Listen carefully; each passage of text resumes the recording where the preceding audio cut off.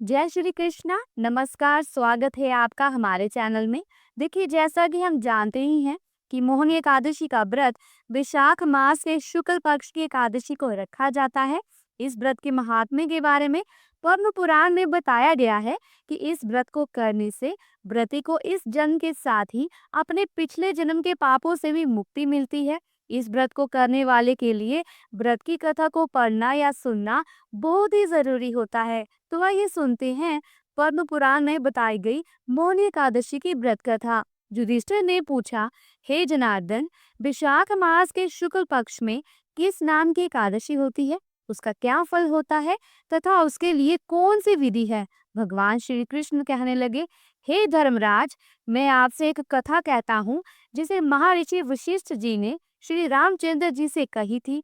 एक समय श्री राम बोले कि हे गुरुदेव, कोई ऐसा व्रत बताइए जिससे सारे पाप और दुख का नाश हो जाए। मैंने सीता जी के वियोग में बहुत दुख भोगे हैं।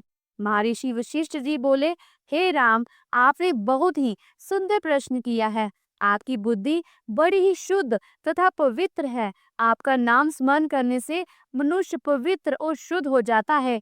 तो भी लोकहित में ये प्रश्न अच्छा है। विशाख मास में जो एकादशी आती है उसका नाम मोहिनी एकादशी है। इसका व्रत करने से मनुष्य सब पापों तथा दुखों से छुटकारा पाकर मोह जाल से मुक्त हो जाता है। मैं इसकी कथा कहता हूँ, उसे ध्यानपूर्वक सुनो। सरस्वती नदी के तट पर भद्रावती नाम की एक नगरी में द्युतिमान नामक चंद्रवंशी राजा राज्य करता था। वह धन धान्य से संपन्न और पुण्यवान धनपाल नामक वैश्य भी रहता था। वह बड़ा ही दयालु और विष्णु भक्त था। उसने नगर में अनेक भोजनालय, प्याऊ, कुएं, सरोवर, धर्मशाला आदि बनवाए थे। सड़कों पर आम, जामुन, नीम आदि के अनेक वृक्ष भी लगवाए थे। उसके 5 पुत्र थे, सुमना, सद्बुद्धि, मेधावी, सुकृति और दृष्ट बुद्धि। इनमें से उनका 5वां पुत्र दृष्ट बुद्धि महापापी था। वह पितर आदि को नहीं मानता था। वह वैश्य दुराचारी मनुष्यों की संगति में रहकर जुआ खेलता और परस्त्री के साथ भोग विलास करता तथा मांस मदिरा का सेवन करता था। इसी प्रकार अनेक कुकर्मों में वह अपने पिता के धन को नष्ट करता रहता था। इन्हीं कारणों से परेशान होकर पिता ने उसे घर से निकाल दिया था। घर से बाहर निकलने के बाद वह अपने गहने कपड़े बेचकर अपना निर्वाह करने लगा। जब सब कुछ नष्ट हो गया तो वैश्य और दुराचारी साथियों ने उसका साथ भी छोड़ दिया। अब वह भूख प्यास से बड़ा दुखी रहने लगा। कोई सहारा ना देख चोरी करना सीख गया। एक बार वह पकड़ा गया तो वैश्य का पुत्र जानकर चेतावनी देकर छोड़ दिया गया, मगर दूसरी बार वह फिर पकड़ा गया। राजा की आज्ञा से इस बार उसे कारागार में डाल दिया गया। कारागार में उसे बड़े ही दुख दिए गए। बाद में राजा ने उसे नगरी से निकल जाने को कहा। वह नगरी से निकल वन में चला गया। वहां वन्य पशु पक्षियों को मारकर खाने लगा। कुछ समय के बाद वह बहेलिया बन गया और धनुष बाण लेकर पशु पक्षियों को मार मार कर खाने लगा। एक दिन भूख प्यास से व्यथित होकर वह खाने की तलाश में घूमता हुआ कौंडिन्य ऋषि के आश्रम में जा पहुंचा। उस समय वैशाख मास था और ऋषि गंगा स्नान करके आ रहे थे। उनके भीगे वस्त्रों के छींटे उस पर पड़ने से उसे कुछ सद्बुद्धि प्राप्त हुई। वह कौंडिन्य मुनि से हाथ जोड़कर कहने लगा कि हे मुने, मैंने जीवन में बहुत पाप किए हैं। आप इन पापों से छूटने का कोई उपाय बताइए।